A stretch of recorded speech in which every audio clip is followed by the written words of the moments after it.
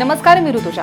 ह्या बातमीपत्राला सुरुवात करण्याआधी जर आपल्याला संपूर्ण कोकणातील आणि मुंबईतील लोकप्रिय JPR चॅनलचं आपलं कोकण हे चॅनल जर दिसत नसेल तर आजच आपल्या जवळच्या केबल ऑपरेटरशी संपर्क साधा आणि हो, जाहिरातींसाठी सुद्धा खाली दिलेल्या नंबरवरती नक्की संपर्क करा। बोरघाटातील सायमाळजवळ बिबट्या वावरत असल्याची माहिती मिळाल्यानं ह्या परिसरामधल्या नागरिकांमध्ये भीतीचं वातावरण पसरलंय आणि या घटनेची गंभीर दखल खोपोली वन विभागानं घेऊन सतर्क राहण्याचं आवाहन सुद्धा केलंय। खोपोलीमधनं जाणाऱ्या मुंबई पुणे जुन्या महामार्गावरच्या जुन्या बोरघाटामध्ये पुन्हा एकदा टाटा कंपनीजवळ रस्ता ओलांडत असताना बिबट्या कॅमेऱ्यामध्ये आढळलाय आणि हा बिबट्या साधारण 1 वर्षांचा असल्याचा अंदाज वन विभागानं वर्तवलाय।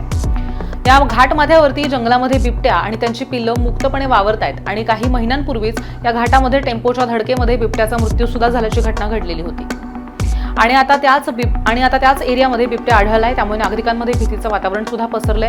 या परिसरामध्ये प्रामुख्याने Tata Colony, Saimal, Dattawadi, Dasturi, Monkey Hill, Garmal, Waghranwadi ह्या गावांचा समावेश आहे आणि त्या नागरिकांनी सतर्क राहण्यासाठी ठिकठिकाणी सूचना फलक सुद्धा वन विभागाच्या वतीनं लावण्यात आलेले आहेत।